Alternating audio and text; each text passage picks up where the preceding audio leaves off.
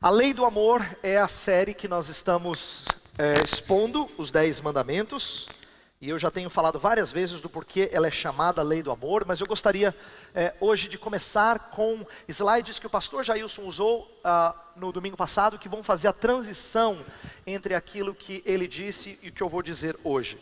Ele expressou no domingo passado que foi a primeira mensagem sobre um dos mandamentos horizontais, a ligação que existe entre os mandamentos. Então deixa eu lembrar aqui, talvez alguns de vocês não estejam vindo regularmente domingo após domingo, quero lembrar você o seguinte: os 10 mandamentos são divididos em duas partes. Eu tenho dito isso repetidas vezes, mas nunca é demais para bom aprendizado. Os primeiros 4 dizem respeito ao nosso amor para com Deus, relacionamento para com Ele, e os últimos 6, do 5 ao 10, dizem respeito ao nosso relacionamento com o próximo. Isso significa que amor para com Deus e amor para com o próximo resumem as 10 leis, mas as 10 leis explicitam como é que nós amamos a Deus, como é que nós amamos o próximo.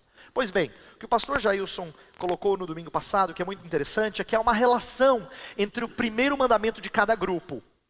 Ele falou assim, assim como o segundo, terceiro e quarto mandamentos são de muitas maneiras extensões do primeiro mandamento, de igual modo, o quinto mandamento é tão fundamental para os mandamentos de 6 a 10, como o primeiro mandamento o é para os mandamentos de 2 a 4.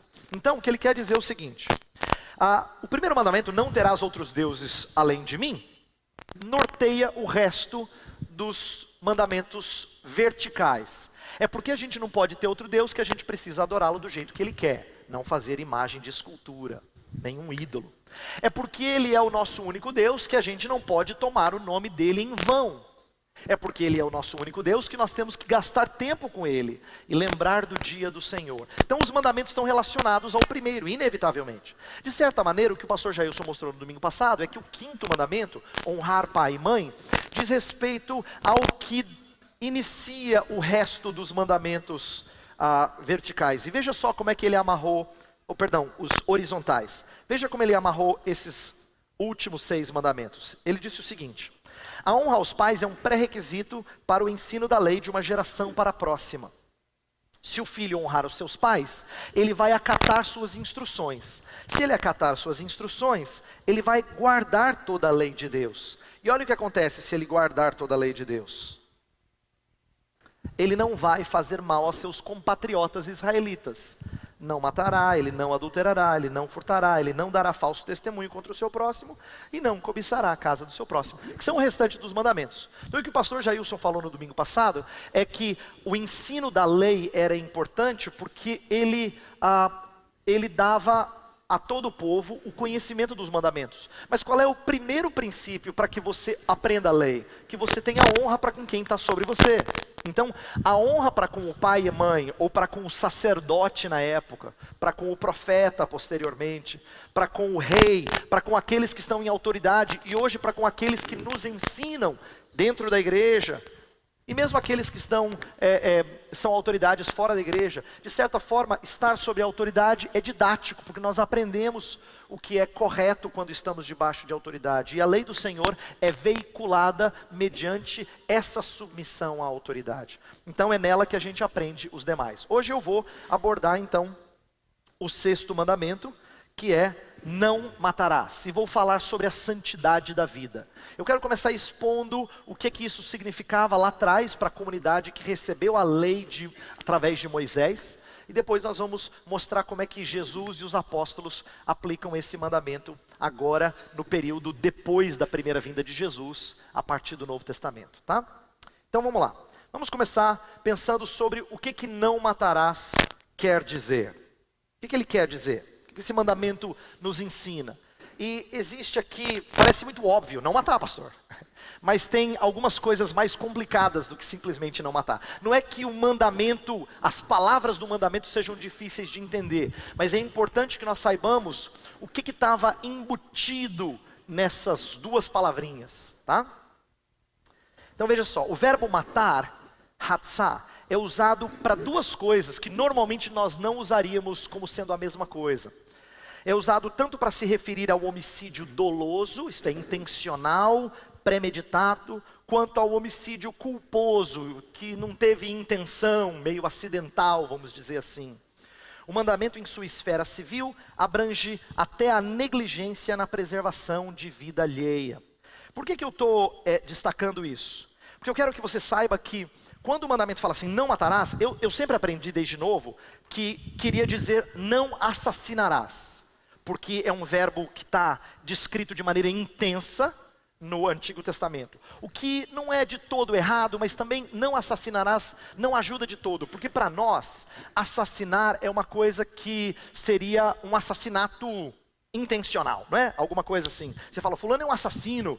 Normalmente na nossa cabeça vem a ideia de alguém que intencionalmente, de maneira premeditada, planejou tirar a vida de outro. Mas quando Deus fala do homicida, ou do verbo matar, que é usado aqui, ele está abrangendo uma gama de mortes que não estão relacionados à aplicação da justiça. Então, por exemplo, o mais óbvio é que homicídio intencional seja coberto por esse verbo. Mas tem mais do que isso. Além do homicídio intencional, qualquer atitude de negligência, mas negligência, vamos dizer assim, consciente. Por exemplo, quando em Deuteronômio 22 fala que se você construir um edifício e não colocar um parapeito na parte de cima e alguém cair de lá porque não tem a devida proteção, você é culpado daquele sangue. Então, eu falo de negligência consciente porque você sabe dos perigos, mas por razões quaisquer, talvez financeiras, alguma coisa assim, você não dá a devida proteção. Tem um outro exemplo interessante também em Êxodo, que fala daquele dono do animal que sabe que o animal é perigoso. Ele já foi alertado que o animal é perigoso, mas ele não dá a devida proteção e esse animal vai e tira a vida de alguém. Então, ele é culpado desse sangue. Ele pode não ter matado intencionalmente, mas a sua negligência foi consciente. Ele sabia dos perigos e ele negligenciou. Isso também é considerado homicídio, ou está dentro desse mandamento. Um outro, um pouquinho mais leve, seria uma espécie de descuido. Descuido que a gente presencia hoje quando uma enfermeira administra um medicamento errôneo e acaba trazendo a óbito um paciente.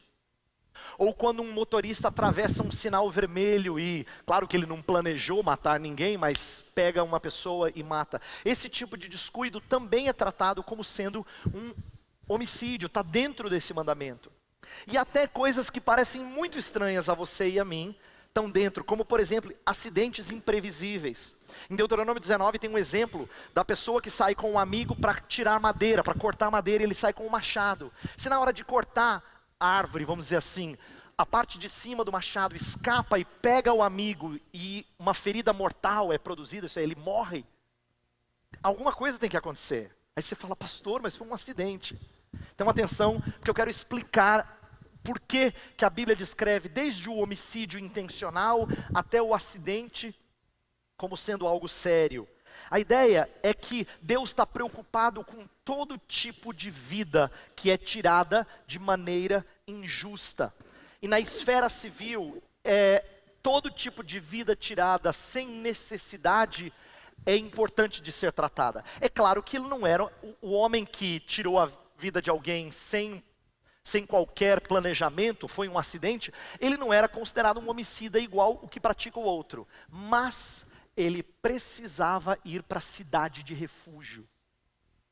Ele precisava ir para um lugar onde ele se protegesse de outro, que seria o vingador de sangue. Deixa eu explicar isso porque eu acho que a gente aprende bastante com essa ideia.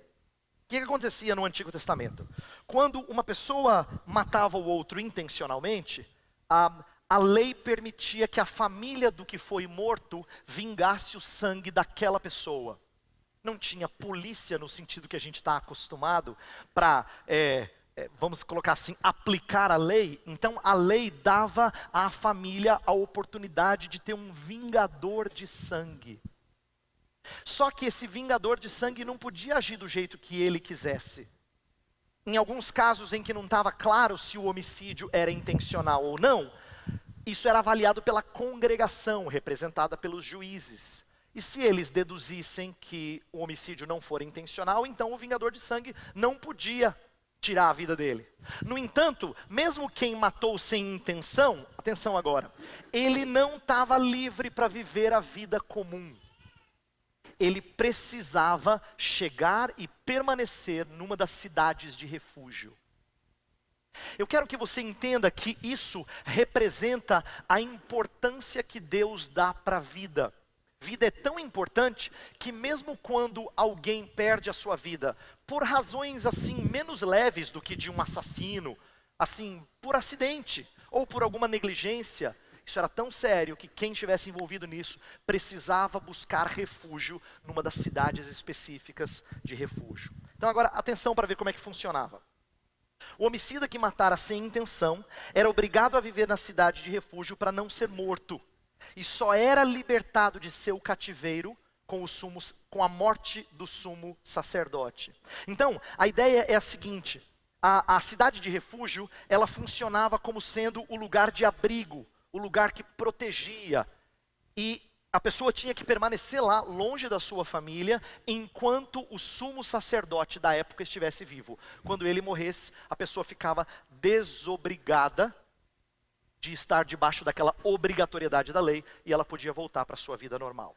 Era assim que Deus lidava com morte. O assunto era tão sério que mesmo que fosse um acidente, a pessoa precisava ficar lá na cidade de refúgio. Você pergunta assim, pastor, por quê? Então vamos lá, vamos pensar um pouquinho sobre isso.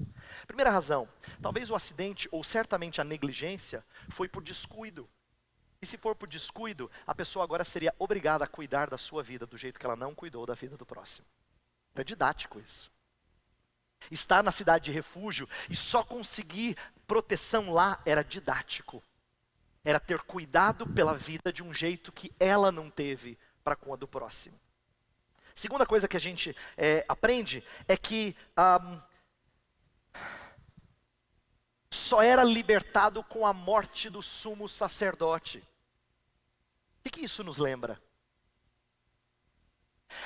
Deus está preparando a ideia de que todo mundo envolvido com sangue, todo mundo que tem sua mão manchada de sangue, precisa buscar refúgio em outra coisa que não em si mesmo, ou na sua família. Ele precisa ir para um lugar de refúgio.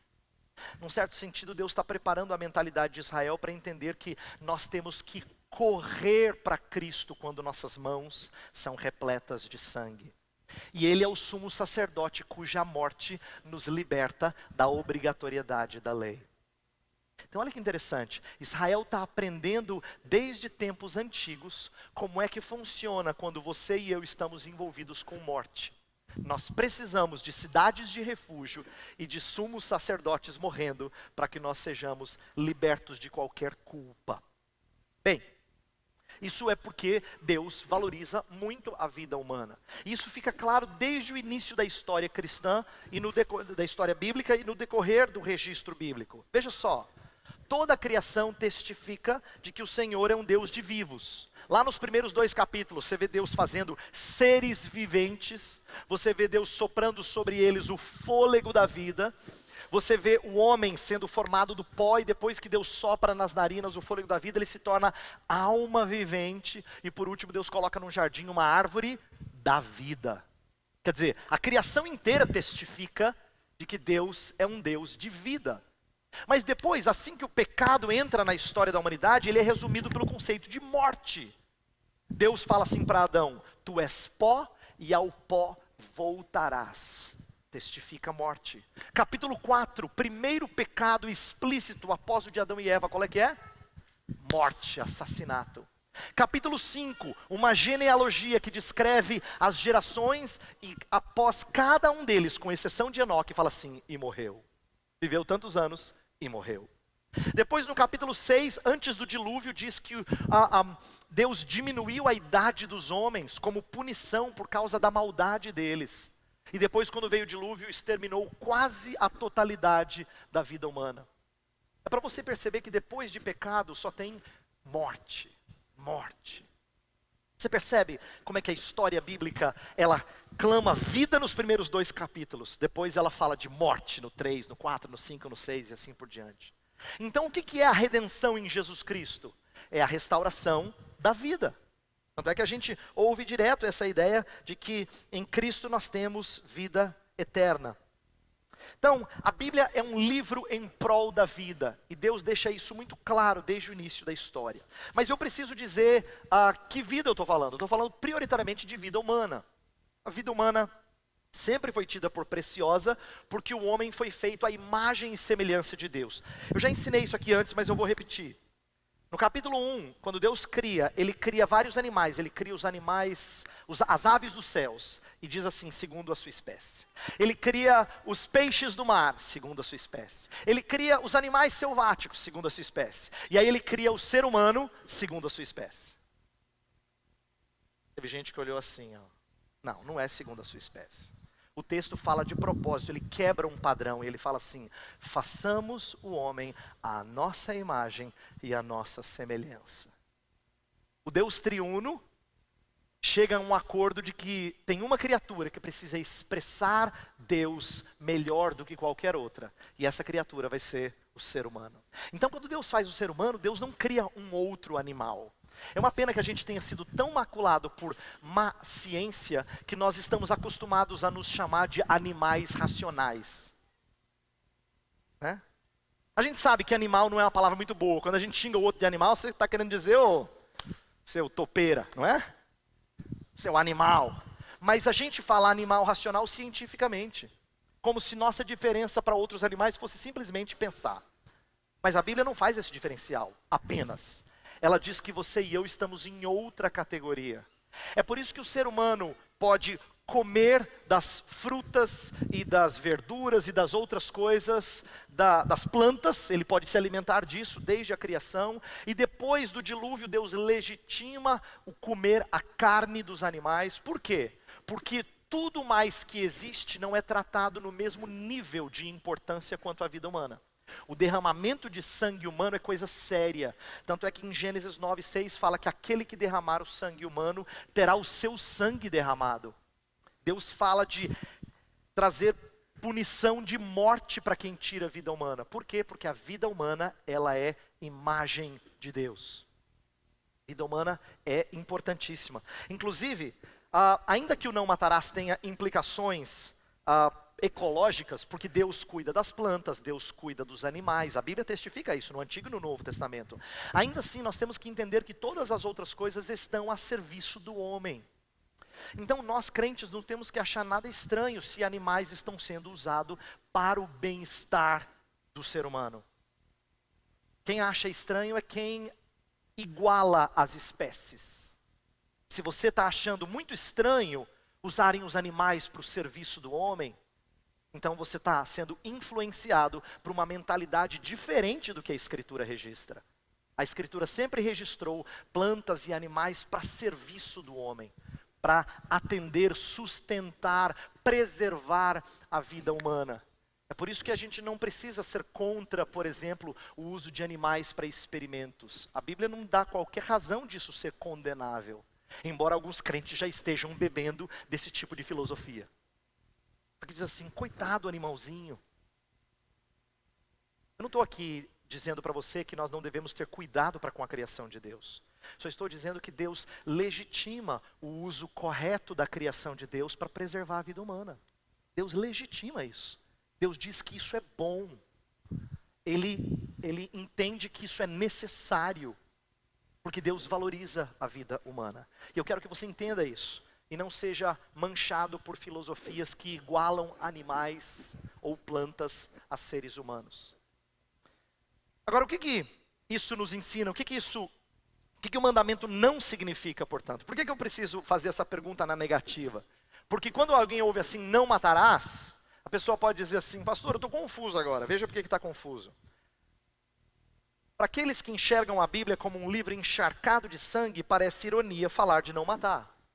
Pastor, Deus falou para não matar, mas a Bíblia está cheia de morte, pastor. Fala sério, pastor. Não matar, mas a Bíblia parece um livro de sangue. Você espreme assim, sai sangue. E muita gente critica o cristianismo, principalmente no Antigo Testamento, porque parece ser um livro bárbaro, repleto de derramamento de sangue. Eu estava lendo um autor que trouxe um insight muito interessante. Ele falou assim, ó, se você pensa que o Deus do Antigo Testamento é mau e do Novo Testamento é bom, você está totalmente enganado. No Novo Testamento há mais mortes previstas, escatologicamente falando, do que em toda a história da humanidade. É verdade, se você ler o livro do Apocalipse, tem morte prevista o tempo todo. Portanto, o mesmo Deus do Antigo é o Deus do Novo, que não condena todo tipo de morte. É bom que você saiba disso. O mandamento não proíbe todo tipo de morte. Há casos nos quais a Escritura permite morte. Inclusive, eu peguei um trechinho da pergunta 136 do Catecismo Maior de Westminster, que é um documento que a Igreja Presbiteriana entende como sendo expressão fiel da verdade na palavra, porque ele cita 3 casos, é muito claro, e eu quero falar desses 3 casos, ainda que de maneira breve. 3 casos, 3 situações em que a Bíblia legitima o tirar a vida de outro. Então presta atenção, porque isso aqui mexe com ética em áreas diferentes. A primeira coisa que o Catecismo Maior fala é que tem momentos em que a justiça pública tira a vida. E aí a Escritura está falando daquilo que nós chamamos de pena capital, ou pena de morte. Eu sei que para a maioria de nós, pena de morte parece um assunto tão difícil. Tão difícil porque você fala assim, pastor, como é que você luta contra a morte, trazendo mais morte? Mas eu poderia inverter essa lógica e dizer assim, é exatamente porque Deus valoriza a vida, que Ele faz questão de tirar a vida de outro, que fez algo tão absurdo e tão chocante ao tirar aquele que foi feito à imagem e semelhança de Deus. O ponto que eu quero destacar é o seguinte, não só no Antigo Testamento, na lei de Moisés, inclusive no Novo Testamento a gente vê Deus mostrando que é possível você ter pena capital como sendo aplicação da justiça. Romanos 13 fala do poder da espada que o Estado carrega. Agora, presta atenção, eu disse é possível. Você diz assim, pastor, mas tem tantos casos em que pode dar errado. Eu sei disso. Mas tem tantas situações que são difíceis de aplicar isso. Eu concordo com você. A aplicação do princípio não é tão simples. No entanto, isso não elimina o fato do princípio expressar uma coisa nobre. Deus valoriza tanto a vida humana que Ele não leva isso de maneira leve. Ele nos ensina a penalizar da maneira mais severa aquele que tira a vida humana. Então, eu só estou querendo mostrar para você que quando o Catecismo Maior diz que isso é um conceito legítimo, é porque ele está enxergando que vida humana é importante e que penalizar alguém com morte não seria quebrar o 6º mandamento. Segundo caso em que a Bíblia legitima, é no caso de guerras. O catecismo fala de guerra legítima. Olha que interessante. Deus sabia que haveria morte na conquista de Israel da terra de Canaã. Então no capítulo 20 de Deuteronômio, o capítulo inteiro é dando regras sobre como é que Israel deveria guerrear. Fala lá primeiro de que ele tinha que tentar um acordo de paz. Se esse acordo de paz não fosse aceito, ele então guerrearia, mas ele não poderia tirar a vida de crianças, de mulheres e assim por diante. E ele tinha que fazê-lo de tal forma, com princípios de justiça. Então Deuteronômio 20 é um capítulo no qual Deus dá as devidas coordenadas para aquilo que na história da igreja foi chamado de a teoria da guerra justa. Autores cristãos no decorrer da história falaram da teoria da guerra justa. Isto é, levantaram princípios como o seguinte: guerra pode ser justa quando uma autoridade constituída a declara. Guerra não é declarada por qualquer pessoa, mas por uma autoridade constituída. Guerra pode ser justa, por exemplo, quando ele tem propósitos defensivos e não ofensivos. Ele tem como propósito proteger-se de um determinado ataque. Ou quando todas as possibilidades prévias terão sido tomadas e não resolvidas, ou quando a guerra pode até salvar mais vidas do que tirar vidas. Essas teorias, e essa teoria é discutida por autores diferentes na história, não é fácil de ser aplicada de novo por causa do nosso pecado. Por causa do nosso pecado, a gente viu casos como na Segunda Guerra Mundial, por exemplo, que os aliados que estavam lutando contra o Terceiro Reich de Hitler, eles tiveram certos momentos em que eles não fizeram a diferenciação entre os combatentes e os não combatentes. Parte da estratégia, muitas vezes, na luta dos aliados para com o poderio alemão, era destruir o poder industrial dos alemães. Então eles bombardeavam fábricas, não são soldados, e matavam com isso vilas, e isso aconteceu em Dresden, em Hamburgo, cidades que foram alvo de bombardeio, não por causa de combate, mas para destruir o poderio industrial do inimigo. Então isso mostra como é muito difícil seres humanos pecadores aplicarem esses princípios de maneira limpa. No entanto, a Bíblia não diz que o princípio está errado, e ela não diz que nós temos que ser pacíficos e nunca pegarmos em armas. Ela inclusive usa linguagem de arma até para falar na nossa luta contra principados e potestades. Se arma fosse um conceito tão negativo, seria estranho Deus usar como analogia. Então, a Bíblia abre espaço para isso, embora eu reconheça a dificuldade de aplicar uma teoria de guerra justa. E o último ponto, a Bíblia também não condena a defesa necessária. Essa é a linguagem do catecismo maior, aquilo que a gente chama de defesa pessoal. Em Êxodo 22 tem um caso muito interessante. Êxodo 22 fala assim, que se um ladrão entrar na sua casa de noite e você tirar a vida dele, você é desobrigado de qualquer punição. Mas se ele invade durante o dia, então você não está livre para derramar sangue. Por que Deus está colocando aqui orientações? Muito interessante isso. Deus está valorizando tanto a vida, inclusive de quem é intruso, que ele diz assim, quando a situação for clara, não haja com vingança. Quando a situação for clara e for possível a vida não ser tirada, não haja com vingança. Por quê? Porque você precisa preservar a vida do outro, ainda que ele esteja em delito. Mas isso está sendo ensinado por conta do princípio de defesa pessoal ser legítimo, mas não a ponto de tirar a vida do outro quando não é necessário fazê-lo. Então eu só estou tentando mostrar para vocês que a Bíblia ela dá coordenadas sobre o que é legítimo e o que não é legítimo. E ainda que nós sejamos pecadores e tenhamos dificuldade de aplicar algumas dessas coisas, isso não tira a legitimidade de aplicar justiça, de guerrear quando necessário e defender a sua própria vida. Bem, tendo dito isso, eu queria caminhar para um outro lado. Por quê? Porque o mandamento não fala só de elementos civis. Porque quando a gente fala de contextos, de regras civis, certamente nós estamos entrando em áreas como negligência, como eu falei, assassinato, descuido e assim por diante. Mas eu queria que você entendesse que o mandamento sempre é mais amplo do que só esse tipo de aplicação. Eu falei isso na primeira mensagem que eu preguei dessa série, quando eu falei que a lei de Deus ela é sintética, mas ela abrange muito mais coisa. Ela tem princípios positivos por detrás de uma negativa, como não matarás. Não matarás é negativo, mas a gente não cumpre o mandamento quando não tira a vida de alguém. A gente, na verdade, descumpre o mandamento quando não empreende todos os esforços para preservar a vida do outro. É disso que eu quero falar agora, para você entender como o mandamento é abrangente. Olha só, não empregar os meios necessários para preservar a vida alheia, na Bíblia é considerado homicídio. A esfera moral, ainda que nem sempre de ordem civil. Então, não é homicídio em relação às leis do nosso país, mas a Bíblia chama de homicídio. Ela fala que quem não ama o seu irmão é assassino, que quem não socorre o necessitado é homicida. Então ela trata aqui de maneiras diferentes de como nós pecamos por não preservar a vida do outro.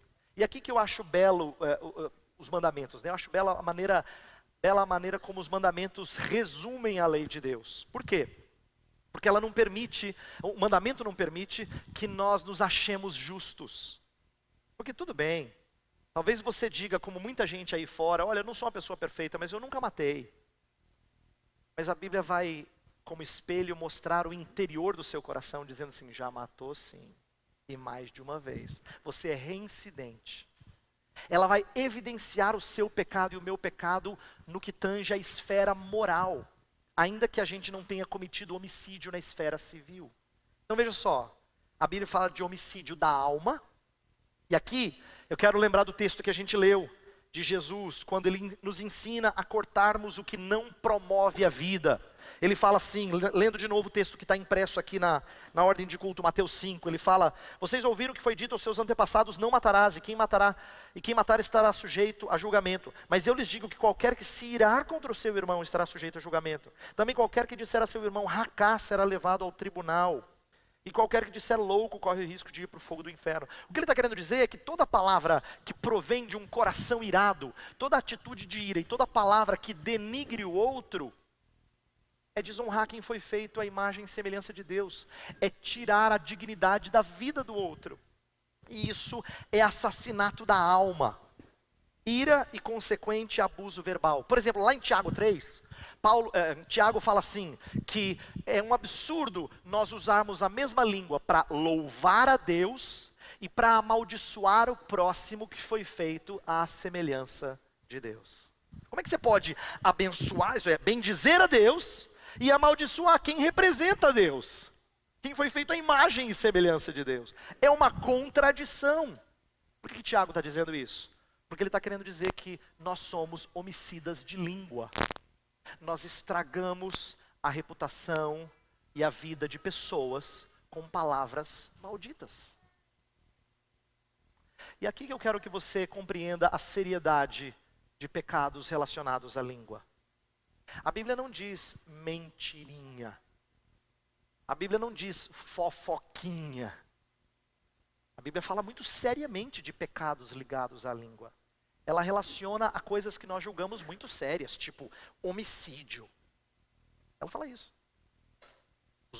A nossa língua mal usada é instrumento de homicídio. Eu e você somos culpados de homicídio quando nós promovemos a morte da alma do próximo. Isto é, nós denegrimos o próximo com as nossas palavras. Mas a Bíblia também dá margem para nós entendermos que às vezes nós cometemos homicídio do corpo. O Catecismo Maior usa essa frase que eu tirei aqui: uso imoderado de comida, bebida, trabalho e recreios. Olha que interessante. Eu me surpreendi quando estava estudando isso aqui. Porque nós também não entendemos tão seriamente assim quem come muito. Ou quem exagera um pouquinho na bebida. Se for bebida alcoólica, talvez a gente até se incomode. Mas se for outro tipo de bebida, a gente não se incomoda tanto. Mas o uso imoderado daquilo que se come, o uso imoderado, por exemplo, de trabalho, o uso imoderado de lazer, tudo isso é descuido para consigo mesmo. E descuido para consigo mesmo é lidar muito mal, muito erroneamente com a vida que não é sua, é de Deus. Por isso que suicídio, por exemplo, é condenado por Deus. Porque a vida não é sua, ela é de outro. O doador da vida é outro, a vida é sempre dele. Por isso que Jó falou assim, que Deus dá a vida e Deus tira a vida. Bendito seja o nome do Senhor. Ele exaltou porque ele sabia que quem fez isso é quem tem direito de fazê-lo. E ele não podia fazer isso com a vida dele. É por isso que ele não aceita a sugestão da esposa. Tira a tua vida, amaldiçoe a Deus e morre. Não. Ele não pode fazer isso, a vida não é dele. E o descuido para com o nosso corpo também é quebra desse mandamento. Quantas vezes nós somos falhos no cuidado do corpo? De maneiras distintas. Podia falar aqui de exercício, de medicamento, de uso imoderado dessas coisas. Nós falhamos no cuidado do corpo. Isso é descuido para com a vida que Deus nos emprestou. Outra coisa, o texto que a gente leu, não suprir a necessidade do próximo. Não suprir a necessidade do próximo é falta de amor para com ele. O texto que a gente leu, está impresso aqui, fala que quem ama de palavra não ama de verdade. Quem ama só de palavra e de boca não ama de verdade. Alguns de nós somos ótimos de fazer declarações de amor. Olha, queria que você soubesse que eu amo você, viu? Mas nossas atitudes não combinam com as nossas palavras. E elas ficam vazias. Vazias. Porque nós não socorremos quem precisa na hora que precisa. Nós mostramos que nós não empreendemos os esforços para preservar a vida nossa e do próximo. Então eu quero que você compreenda que o Novo Testamento, ele está pegando a mesma lei do Antigo, mas mostrando como ela abrange tanta coisa e afeta eu e você, inclusive. E não só os ditos homicidas por aí. Bem, quem é meu próximo? E por que eu faço essa pergunta? Porque não matarás diz respeito a preservar a vida do próximo. Diz respeito a amar o próximo. Então quem é o próximo? Olha que interessante. O mandamento que fala de amar o próximo como a si mesmo, ele aparece em Levítico 19:18. Mas lá, se você olhar, fala de irmão, está falando de um compatriota, alguém que era de Israel. Então Deus estava ensinando como é que Israel deveria viver em paz. Quando entrasse na terra, Israel deveria aprender a cooperar um com o outro, antes do que se degladiarem. Então você tem que amar o próximo e zelar pelo bem-estar do próximo como você zela pelo seu próprio bem-estar. É por isso que a lei de Moisés tinha várias regras que mostravam cuidado do outro, como por exemplo, perdoar dívidas de terras. Você depois de um certo tempo devolvia as terras à pessoa que perdeu. Por quê? Porque você tem que zelar pelo bem-estar do outro como você zela pelo seu próprio bem-estar. Só que o Novo Testamento vai fazer uma coisa extraordinária. Ele vai ampliar o sentido de próximo, porque agora não está restrito mais ao povo de Israel.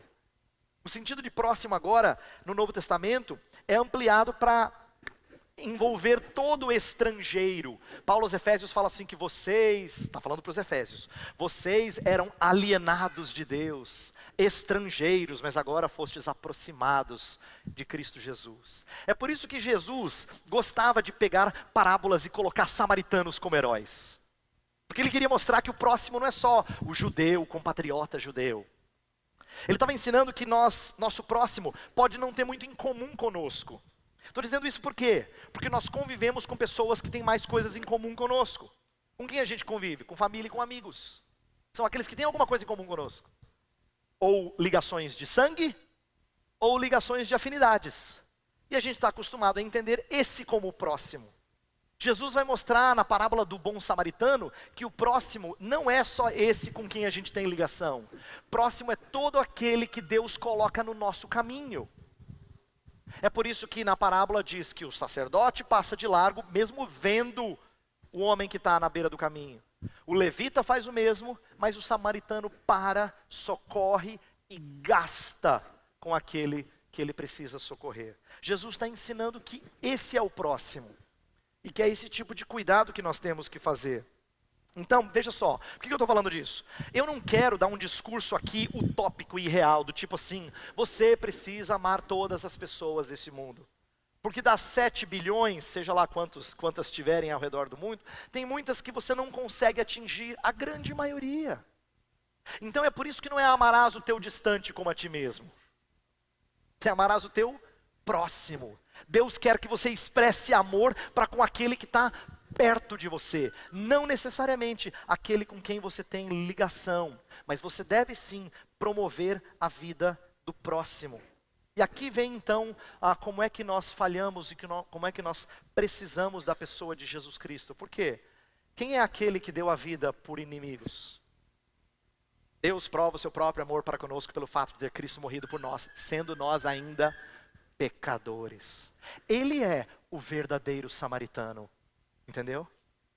Ele é aquele que não passa de largo e socorre o homem surrado, mesmo sendo um inimigo dele. Jesus Cristo, portanto, é aquele que abre as portas para que todo aquele que é estranho a nós seja transformado em próximo, porque foi isso que ele fez. É por isso que eu quero que você entenda como é que Jesus Cristo nos livrou da morte e as implicações disso. Olha só, desde o livramento dos bebês israelitas no Egito até a morte e ressurreição de Cristo, Deus sempre se mostrou um Deus de vivos, livrando-nos da pena e do medo da morte.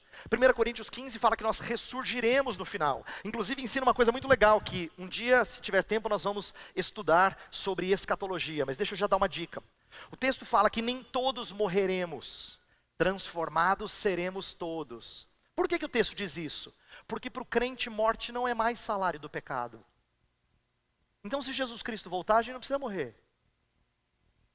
Por isso que nem todos morreremos, mas transformados seremos todos. Isto é, Deus está dizendo que agora a morte não é mais pena. É por isso que a Bíblia fala que para o crente morrer é lucro. Porque agora não é mais angústia, não é mais pena, não é entrada num lugar de tristeza, de amargura, de dor, de sofrimento, não é. Inclusive ele tira de nós, lá em Hebreus 2, fala que Deus pela sua morte matou aquele que tinha o poder da morte, a saber, o diabo. Então a morte de Cristo, ela é libertadora. Eu acho isso fantástico, porque quando é que você e eu imaginaríamos que Deus venceria a morte com a morte? Mas a Bíblia conta essa história.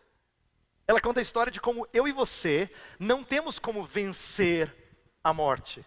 Presta atenção, olha a implicação. O problema da morte não pode ser solucionado por quem está em morte. As campanhas por aí, feitas contra a violência, contra qualquer outra coisa que tire a vida de alguém, elas são campanhas que acham que a solução da morte está nos homens. Mas homens são homens de morte. Eles não têm como solucionar o problema da morte. É por isso que a lei de Deus sempre nos conduz a Cristo. A lei nos serviu de aio, conduzindo-nos a Cristo.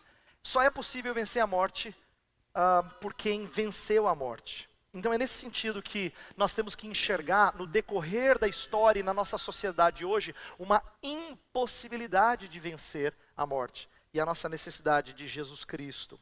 Agora, como é que Jesus Cristo nos ensina a lutar contra a morte? Olha só. Depois que ele morreu vencendo a morte, ele nos ensina a lutar contra, ou a experimentar a vitória dele, morrendo para nós mesmos. Então eu quero falar sobre morrer para não matar. Eu só posso usar o apóstolo Paulo aqui, porque ele é o melhor exemplo que eu consigo pensar. O apóstolo Paulo, quando ele era Saulo, ele era um homem de sangue. Lembra que ele estava lá junto aos pés de Estevão, quando Estevão foi apedrejado. Ele foi para Damasco para poder aprisionar pessoas e muitas vezes levá-los à morte. Mas ele foi alguém que precisou aprender a morrer para si. Ele fala, já não sou eu quem vive. Eu morri para mim, a fim de não mais responder aos inimigos com vingança. Em 2 Timóteo, a última carta que Paulo escreveu, que nós temos na Bíblia Sagrada, ele foi desprezado por muita gente. Ele fala assim, ó, Demas amou mais o presente século, Alexandre o latoeiro causou-me muitos males, mas ao invés de dizer assim, pega eles, Timóteo, não, ele fala assim, eu me entreguei ao Senhor Deus, aquele que me protege, aquele que há de julgar as pessoas. Ele entende que a vida dele não é mais de tirar a vida. Tirar a vida é coisa de Deus. Ele não pode reagir com vingança. É por isso que nós também somos proibidos de buscar a vingança como indivíduos. Mas devemos vencer o mal com o bem. Romanos 12 é um texto fantástico. Eu quero terminar, quero pedir para você abrir lá. Romanos 12. Olha só o que o apóstolo Paulo fala sobre a maneira como nós reagimos àqueles que nos fazem mal. Verso 17 em diante diz assim, não retribuam a ninguém mal por mal. Procurem fazer o que é correto aos olhos de todos. Façam todo o possível para viver em paz com todos. Amados, nunca procurem vingar-se, mas deixem com Deus a ira. Pois está escrito, minha é a vingança, eu retribuirei, diz o Senhor. Ao contrário, se o teu inimigo tiver fome, dê-lhe de comer. Se tiver sede, dê-lhe de beber. Fazendo isso, você amontoará brasas vivas sobre a cabeça dele. Não se deixem vencer pelo mal, mas vençam o mal com o bem. Paulo está falando assim, olha, não responda na mesma moeda. Faça o contrário, quando você for maltratado, trate bem. E você fazendo isso vai colocar brasas vivas sobre a cabeça do outro. O que isso significa? Você vai deixar a consciência dele incomodada, porque você não responde na mesma moeda. Você retribui mal com o bem. Inclusive o texto de Mateus 5 muitas vezes é mal compreendido.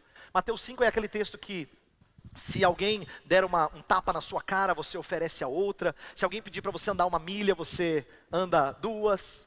E a gente acha que aquilo significa crentes que não sabem se defender. O texto não condena a autodefesa. Ele diz que nossa vida é uma vida de perda, a fim de ganhar o próximo. O que a gente perde naquele texto? Virar a face significa perder a dignidade. O texto fala disso. Perder a capa, fala assim, se ele vier por uma coisa, você dá a outra. Significa perder segurança. Andar 1 milha significava carregar algo para soldados romanos. Se ele pede 1 milha, anda 2. É perder a liberdade. E por último fala de perder as finanças. A gente está disposto a perder essas coisas, por quê? Porque o nosso intento é ganhar o próximo. E isso é a lei do amor. Portanto, eu quero que você entenda como o Novo Testamento ensina que é possível viver uma vida lutando contra a morte. Mas só tem um jeito disso acontecer: se nós morrermos para nós mesmos. O único jeito de lutar em prol da vida é matando. Quero terminar. 2 conclusões. Primeiro, para a sociedade. A sociedade atual, né? Ela fala muito de como ela é avançada, evoluída. Eu quero mostrar um aspecto no qual ela não é. A santidade da vida contrasta não só com povos primitivos que realizavam sacrifícios humanos. A Bíblia, a gente tem exemplos assim, a gente sabe na história que muitos povos antigos, primitivos, eles cometiam barbaridades. E aí a sociedade do século XXI, ela se considera muito especial, muito soberba, porque ela não faz mais essas atrocidades do passado, essas coisas bárbaras dos povos primitivos. Mas veja só, a era tecnológica promoveu mais mortes por guerras do que todos os séculos anteriores juntos. O século XX e o século XXI tem começado a experimentar isso. Se nós juntarmos a morte dos últimos 100 anos, dá mais do que toda a história junta. Essa é a era evoluída. Além disso, mais facilidade à morte de infantes, o aborto, e ao suicídio assistido, eutanásia. E essas são coisas nas quais eu não vou entrar, porque o presbítero Anderson vai nos conduzir numa aula refletindo sobre as implicações desse mandamento nessa esfera social. Mas eu quero mostrar para vocês que esse mandamento tem tudo a ver com essa sociedade que acha que cumpre, porque ela não é tão retrógrada como as sociedades anteriores. É coisa nenhuma. É avançada coisa nenhuma. Ela matou mais em 100 anos do que durante todos os séculos anteriores. Ela é uma sociedade repleta de morte. E não é um problema só dos outros, aqueles violentos nos bairros perigosos. É um problema do ser humano. Tanto é que esses problemas sociais que eu estou falando aí acontecem até em comunidades bem elitizadas. Para mostrar que não é evolução. E para nós? O que nós podemos concluir para encerrar? Devemos lutar contra o aborto, contra a violência doméstica, contra a violência social. Não há nenhum problema em nós lutarmos por causas assim. Isso é justo, mas isso tem que vir como fruto de outra luta presente em nossa vida. A gente luta por essas coisas não porque nós somos pessoas justas, mas porque nós somos pessoas que têm que morrer. Então isso tem que ser fruto de outra luta, contra a nossa ira e contra o nosso egoísmo. Eu acho isso interessante porque se nós um dia levantarmos essa bandeira na sociedade, a gente não pode dizer que nós somos pessoas corretas. Não, é porque eu estou lutando contra a morte porque eu estou lutando aqui dentro. Eu estou lutando contra a morte porque eu sei como o coração humano é egoísta. Eu sei como o coração humano é pendente para a ira. Que as nossas lutas na sociedade sejam em prol da nossa morte. Em outras palavras, se alguém tem que morrer para que homicídios cessem, que seja você. Lutamos por toda a vida humana por amor a Deus e amor ao próximo. É morrendo a morte de Cristo que alcançamos a vida. Eu rogo a Deus que ensine a gente a entender não só a abrangência do mandamento, mas a nossa necessidade de Jesus Cristo para nós vencermos a morte. Feche os seus olhos, nós vamos orar e encerrar este culto. Senhor Deus, há tanto o que aprender e nós te louvamos pela riqueza da tua palavra. Mas nós pedimos que aquilo que foi dito aqui seja processado, não só hoje, mas no decorrer da semana. Que nós entendamos a nossa sociedade como tão carente de bons princípios. Ela se julga tão evoluída, mas ela não conhece a tua lei e não enxerga o seu pecado nessa área. O problema é que nossa igreja também, Senhor, nem sempre nós lutamos ferozmente contra o nosso egoísmo, contra a nossa ira. E é por isso que nós também somos homicidas. Então, a começar em nós, quebra corações e ensina a lutarmos contra frieza com amor. Ensina-nos a lutar contra ódio com o perdão. Faz o teu povo um povo que luta em prol da vida, morrendo para Cristo. Nós oramos em nome de Jesus. Amém. Que a graça do Senhor e Salvador Jesus e o amor de Deus o Pai e a comunhão do Santo Espírito estejam com vocês, povo da vida, hoje e sempre. Amém.